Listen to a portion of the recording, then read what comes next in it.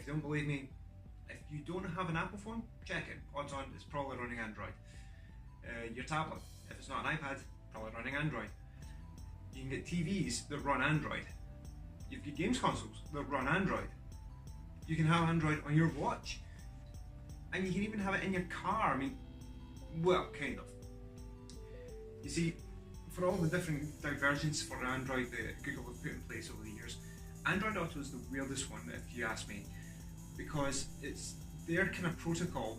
It's not even a proper thing, but it's a protocol they've put in place, along with the auto manufacturers. It's a bit like Apple's CarPlay as well, where the in-car head unit, entertainment systems, whatever, can pull the data off of your phone and run your phone through the dash. And that's actually a pretty cool thing, especially if you're out and about, especially if you're driving a lot. Now, when I passed my test earlier on this year and I bought my car, I wanted something like that. I mean, yeah, the in-car head unit was okay, your basic factory standard, bog standard kind of kit, but I wanted something a bit, you know, high-tech, fun, well, me, basically. So I shopped about on Android, on Amazon, and the ones that supported Android Auto were on the guts of £200, £300. I mean, you're talking kind of your pioneers, your usual kind of car folk sort of thing. But as I looked a wee bit further and tried to get something a bit more in my price range, because I mean, it was just a birthday present. I was only looking to spend maybe about £150 tops. I came across this one. It was a KKXXX KX011. Bit of a myth. When you turn it on, it's actually a brand called Panlello, and apparently they do a lot of kind of Android based head units for cars. And in fact, it's not an Android Auto head unit. This is, for all intents and purposes, a car based tablet.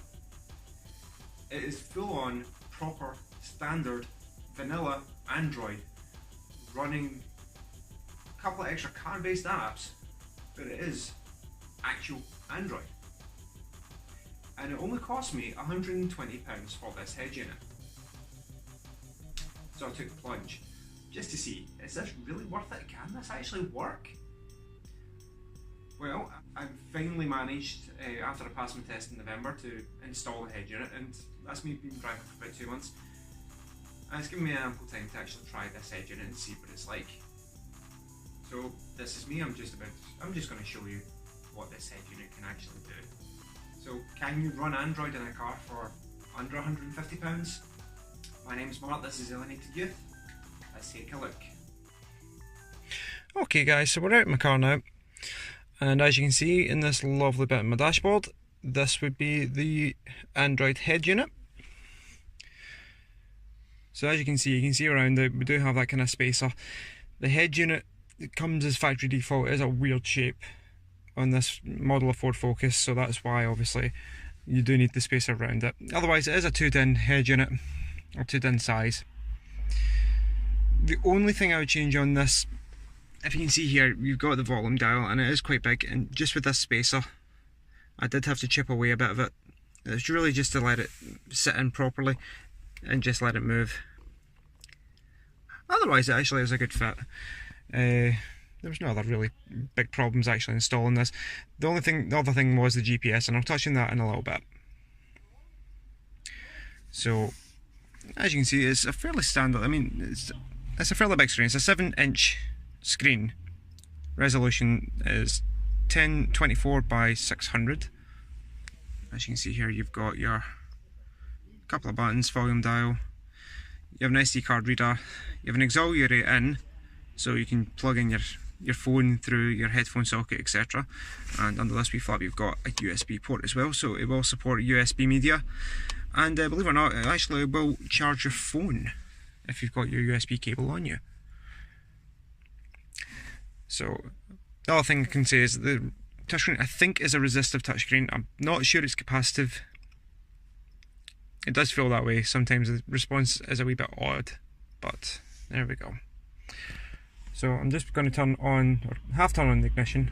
It does work on the 12 volt main line from the battery, but it doesn't auto on if you press the button I think it can if you hire it up right, but I've not done that and I've not looked it up, so I'm not sure. But have turned the ignition on and you'll see how quickly this can boot up. So here we go. There we go. So this is one of the basic main menu screen. It runs in stock, well, nearly stock Android. It's from a few version packets. Android 6.0 Marshmallow this runs on. And we'll start from the radio because that's the easy bit.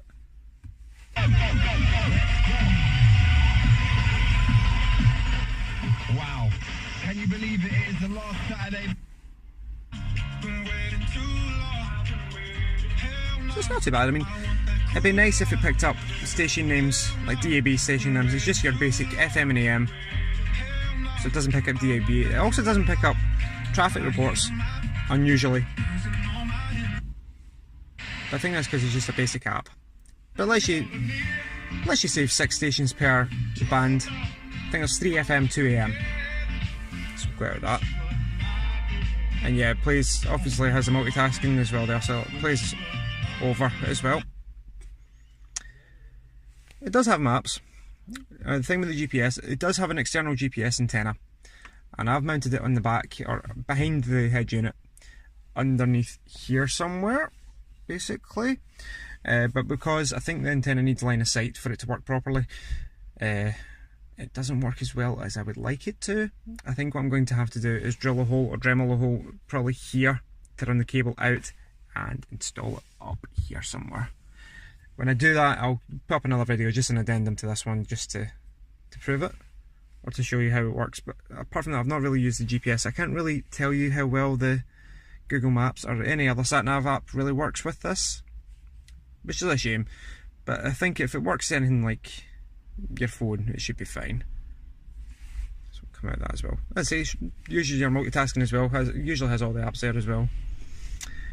Unless you do Bluetooth too. I've not got Bluetooth on my phone because I'm using my phone as the video, but I'll let you do your usual phone stuff. So you've got a dialer and all that inside the Bluetooth app.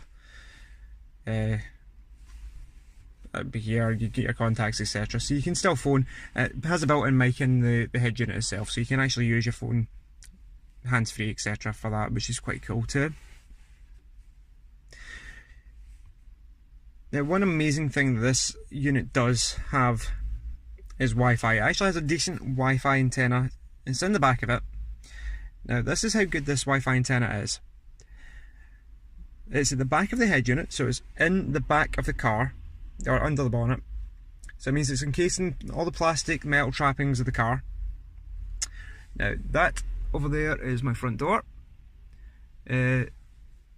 Thick, heavy front door along with the sandstone building. There's a lot of internal walls, very thick internal walls I might add. And my Wi-Fi router is at the back of the house, so we're probably sitting here in the car about 40 feet away from my wireless router. I'll go into settings, network settings. There's your Wi-Fi menu. I'll turn it on. There you go. It's connected to my home Wi-Fi, and it's actually an alright signal. It's not brilliant, but it's capable enough that it's picked up a decent Wi-Fi signal from it. I'll move on to this from here actually, because another thing this has, because it is basically Android, as you see, you've got Chrome, so it works as a web browser. In fact, it will launch as a web browser. Except continue. This is what I mean. Sometimes the screen could be a wee bit better. It is capacitive. It's not capacitive, sorry. I'm pretty sure it is. Oh my god. It's not your usual. It's not. I think it's resistive. It's like your Nintendo DS screen. But there you go. And it will work like your normal web browser. Just bring up BBC.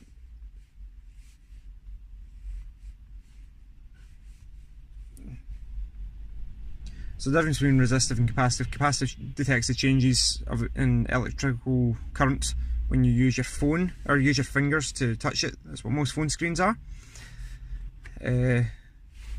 Resistive senses where you press on the screen. It's an electrical current going across the screen rather than a change of the screen.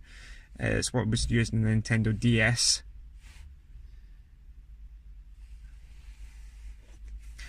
If that wasn't enough, Now, please do not do this while you are driving. Yes, YouTube works. Not only do we have the YouTube app, but the app actually works. Was brought to you by Element 14, Obviously, you wouldn't be watching that when you're driving. Online store built for But it's color works. alike. Join now and browse the store at element14.com. Benjamin J. One thing I will say is sometimes apps, I mean, the head unit is comparable to a tablet, maybe from a few years back. As I've said, it's a 1 gig RAM, 16 gig memory as well. It does work fairly well, but sometimes apps, especially Spotify, I mean, I'll use Spotify for streaming music when I'm driving. It can be a bit sluggish, as you can see here. It works well enough once it's loaded. I'm not sure what processor's actually in the head unit, but there we go. You see, I mean, the app's technically there, it's still running, but it's just taking its time. Again, sometimes it can crash like that as well, which is a bit irritating. Try again. But for the most part, it will work.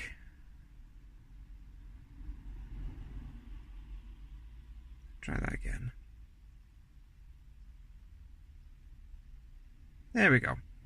So, I mean, it does work. I'd say for what it is, it might not be Android Auto. It is proper Android.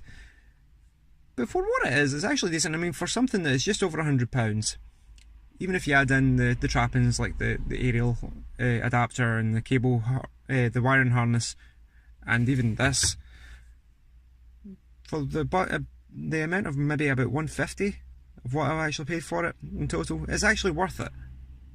And it proves you can actually have a decent head unit like that in your car on a budget as well. You don't have to break the bank. So, yeah, there we go. So there you go, that's the Milo Android head unit. For £120, it's not bad. I mean, it does what it says on the tin. Is it a brilliant piece of kit? No, it's not. I mean, it is a budget piece of kit. It's £120, as I said. You could easily get a tablet from a couple of years ago and a bit of handicraft. You could probably mount that in the car and run it off the 12-volt line. But for what it's worth, I mean, is it that bad? No, actually, it's pretty decent. It runs everything I need. I mean, the GPS could be a little bit better, and I will try and fix that and put that up in a future video for y'all. And yeah, okay, I had to buy extra things like the spacer, wiring harness, etc, etc. So yeah, in total it did come to about £150 all in. But even then, £150 and you're basically getting full-on Android in your car. Yeah, I say that's worth it. Is it going to be for everybody's taste? Absolutely not. I'm a geek and this is my kind of thing. So, but it just kind of proves, yeah, you can have a proper, full-on, touch-based Android entertainment system in your car, and it's basically all in some £150 as long as you're willing to put the work in. So, there you have it. So if you liked what you've seen, why don't you get in the comments below. I'll put a link in the description with the Amazon page for the head unit. For everything else, it'll be kind of car specific. If you want to go ahead with something like that, eBay is your friend. Trust me on that one. Everything else I got from eBay. But if you like that, like, share and subscribe. You can catch me on Twitter at MarkDRMcQueen. I'm on Instagram at Alienated, of course. And yeah, I'll catch you guys later.